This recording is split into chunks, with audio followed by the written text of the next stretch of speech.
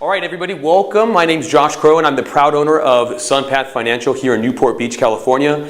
And today we're going to be talking about how to maximize your Social Security benefits. A few other things we specialize in here at the firm are retirement income solutions, retirement tax reductions, long-term care solutions, 401k, and IRA rollovers. First of all, let's start with the fact that Social Security is a critical part of total retirement income. I'm going to go ahead and put that into perspective for you by showing you an example here. If we had $2,000 monthly benefit over just a 10-year period, you're talking about $250,000 worth of benefit. 15 years, and that's about $400,000. 20 years, it's about $500,000. And moving on down to 25 years, you're talking about $750,000. So as you can see, Social Security plays a big role in retirement. All right, so there are several things we're going to talk about today. Let's look at that list. The first is going to be the basics, followed by the spousal benefit. Then we'll move into the dreaded work penalty, determining your benefits, then taxation, and we're going to bring all that together. So let's get started with the basics. So first of all, Social Security is simple to understand. Everybody while working pays into the system, and at retirement, you begin an income stream from that system. However, in its execution, it tends to be a bit more complex. So, first of all, you can start Social Security at the age of 2. That's the earliest. You got to wait a full month before you begin taking benefits. And it's important to understand that you must apply 3 months before your desired start date. One important key factor when determining your benefits is your primary insurance amount. And you're going to hear that a lot throughout the presentation, so try to hold to its definition. The primary insurance amount is the monthly retirement benefit at your normal retirement age, which is another key component when determining how much your benefits will be. So remember your normal retirement age. Your normal retirement age depends upon the year you were born. So for those from 1943 to 1954, your normal retirement age is 66. Then we begin moving every year beyond 1954. So for 1955, we bump up by 2 months and 2 months there forward. So 66 and 4 months for 1956. Moving on down to 1960, normal retirement age is 67. So your actual retirement benefit may be higher or lower depending upon your primary insurance amount. We see that as an example here with $2,000 benefit, right? On the left, if you're 62, percentage of your PIA, if you're taking it at 62, is 75% with a monthly benefit of $1,500. Now, if you wait till your full retirement age, on the other hand, you'll get 100% of your benefits, which is equal to that $2,000. And at 70, you get an 8% bump each year or increase to your benefit. You're looking at 132% for a total benefit of $2,640. So early and maximum percentages are linked to your normal retirement age, as we can see that. Now let me give you guys an example by age. So again, up at the top, we got 1943 to 54, 66 is the normal retirement age, 75% at 62. And 132 at age 70 taking. Here are some other examples. 1955, 66 in 2 months, 74.5% here. So you can see that's decreased by 0.5%. Jump over to 70, 130.5 here. So that's come down as well. You can see each and its corresponding early and maximum age at by this chart here. I'm going to jump down to 1960. Age 67 is the normal retirement age. 70% now, down by 5, and 124, down by about 8, taking at your maximum age of 70 if you were born 1960 and after. So the most important question is when to begin my benefits. And that actually depends upon several factors. What other income resources do you have? What other retirement savings do you have? Are you married? Will you continue working after retirement, such as part-time? And do you expect to live a long life? And if you do, how long will it take or will you have to live in order to recoup the total benefits if you wait? So what we utilize is something called a break-even analysis to actually determine when you should start taking your benefits.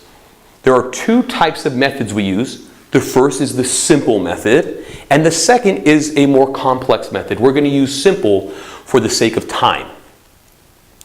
Now, looking at a break-even analysis, if we were to start our benefits at age 66, so delay instead of taking at age 62, it would take us to age 77 before we broke even. So before it's worth having waited. With COLA, which I'll explain in a moment, it's 81. Moving on to delaying to age 70, break even is age 80. And 84 with COLA. Lastly, if you wait to retire at 66 and delay to 70, your break-even analysis, or your break-even, is age 81 and 86 with COLA. Now, what is COLA? It's the cost of living adjustments, which means a raise to your benefits done on an annual basis. COLA is announced in October of every year. It's based upon the change in CPIW, the Consumer Price Index, from third quarter to third quarter. It's effective in January of the following year. And to give you an example of 2017's COLA, that was 0.3%. Next, we're going to look at a chart. Now, this chart tells you what COLA, the raise to cost of living adjustments, has been, or to your benefits, has been over the last 40 years. And one thing you'll notice in this chart is that benefits have actually, or the raise has actually gotten smaller. Taking a look at historical averages, from 1975 to 2016, we're talking about 3.8% on average. 2006 to 2016, 1.8. But look at 2011 to 2016, just about 1%. So it's obvious that COLA has gotten smaller over time. So next up is the spousal benefit. An eligible spouse may receive the larger of two benefits. One based upon their own earning history, or one based upon their spouse's earning history.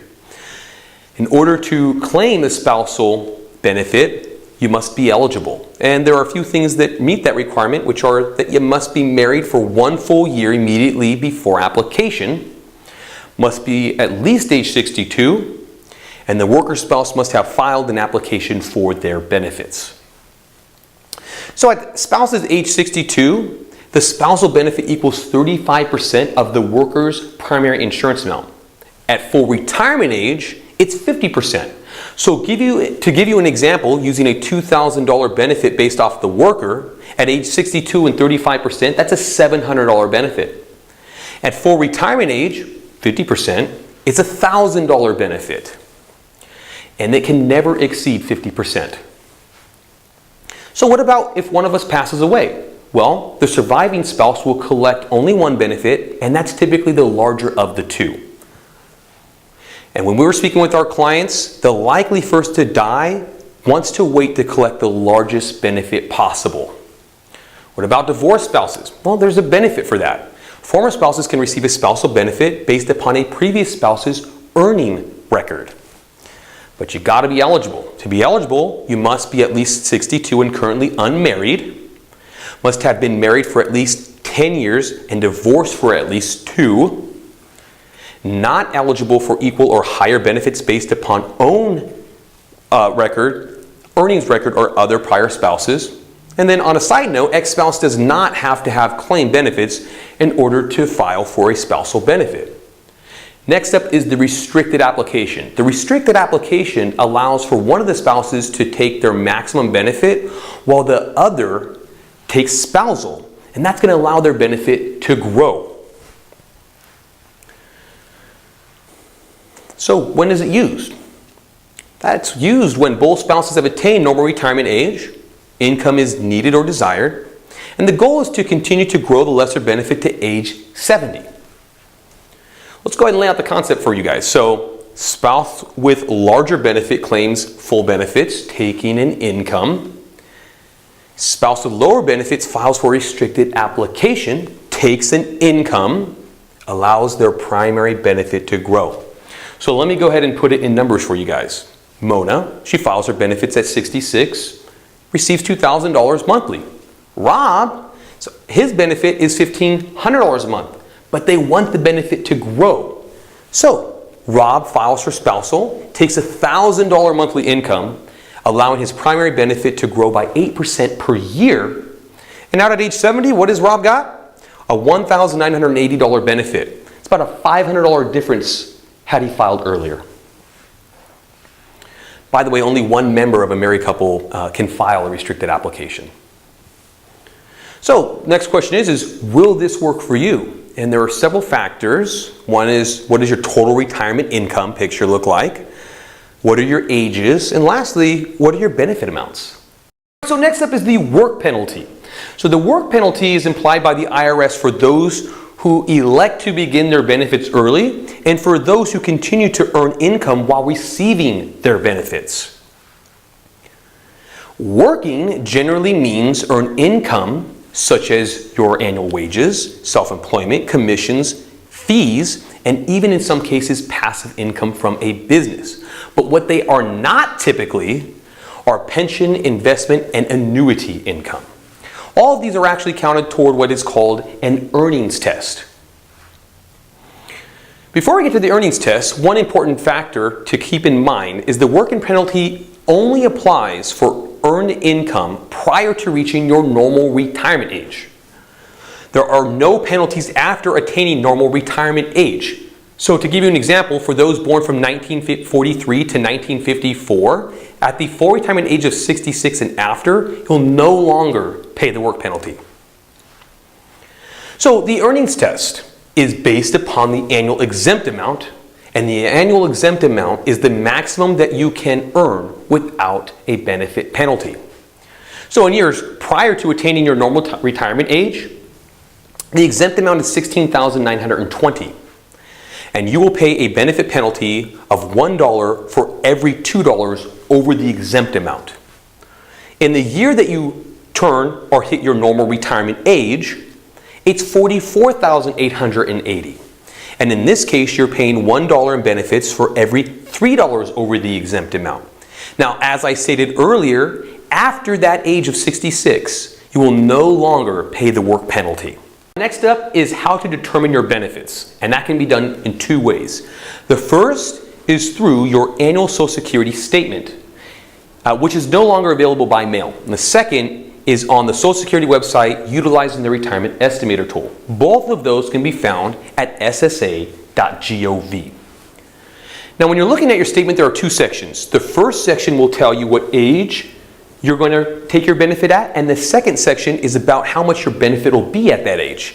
So they'll give you three different ages. First, your full retirement age and its corresponding benefit to the right. Next, age 70, your maximum retirement age. And then lastly, your minimum, which is age 62. So one of the reasons we love the online tool is because it allows us to give estimates at different ages and different income levels. So it's a lot more accurate right out the gate. And for the most part, it's very easy to use. For those of you that don't find it easy to use or don't have the computer skill to get in there and do so, you're more than welcome to reach out to us. We do have a fully illustrated step-by-step instruction manual that'll make it super easy for you. Now, moving on to two things that you will not find on your statement or within the online system is the windfall elimination provision and the government pension offset. The windfall elimination provision reduces but does not eliminate benefits for some that have pensions from government or nonprofit entities to which Social Security tax were not withheld. On the other hand, the government pension offset reduces or may eliminate benefits as a current or former spouse receiving a government pension based upon income in which Social Security taxes were not withheld. If applicable, benefit reduction equals 2/3 of the pension. All right, so the moment you've all been waiting for, taxation. Now, when it comes to Social Security, the amount of taxes you'll pay is based upon your combined income, which is your adjusted gross income, plus any non-taxable interests such as municipal bonds, and lastly, half of your benefits. So, to give you guys an example, if you're married filing jointly and you have a combined income between $32,000 and $44,000, your benefits will be subject to tax up to 50%. On the other hand, if you're over $44,000, it's up to 85%. If you're individually filing, it's $25,000 to $34,000, which is up to 50%, and anything over $34,000 up to 85%. All right, so we can all agree that Social Security plays an important role in retirement. However, it's just one small piece in a much larger picture. For most of our clients, they're utilizing retirement savings in order to make it through. But regardless of what party you belong to, the number one concern is running out of money in retirement. So I'm going to show you 3 ways on how to avoid running out of money in retirement. The first is that you must understand the difference between your needs and desires. And to understand that difference, we break your income and assets into 2 distinct categories. The first is your foundational income. These are things like shelter and things like food. The second is your discretionary income. These are desires. These are things like travel and hobby. We make the distinction of these 2 groups, first of all, for the overall security of your plan, and second of all, the appropriateness of how the tools, retirement tools, will be utilized to build both categories. With foundational income, certainty is critical. You must have predictable and reliable income. On the other hand, with discretionary income, it's certainly desirable, but it is not as critical as your foundational income. All right, number 2, you must understand your income gaps. To understand your income gaps, we do a detailed forecast of your needed and your desired expenses over a 25-year period, and we compare them to your secure income sources such as Social Security and pensions. This reveals your income gap. Your income gaps are where you spend your retirement savings. To find your income gap, we run a detailed report starting with your retirement income goal, which are the things you want to happen during retirement. Then we run your secure income sources, typically Social Security and pensions. We compare those 2 or subtract them, and the difference is your income gap. Lastly, we find if your retirement savings is going to be enough to cover those income gaps. And number 3, you must understand the utility of each retirement tool. Understanding each of the tools and how they can be utilized is the key to a successful retirement. Unfortunately, we don't have enough time to discuss the tools today, but you can click below and reach out to us for those tools. I want to thank you all for joining. If you have any questions on the topics that we cover today, you're more than welcome to contact us. Thank you all and have a wonderful retirement.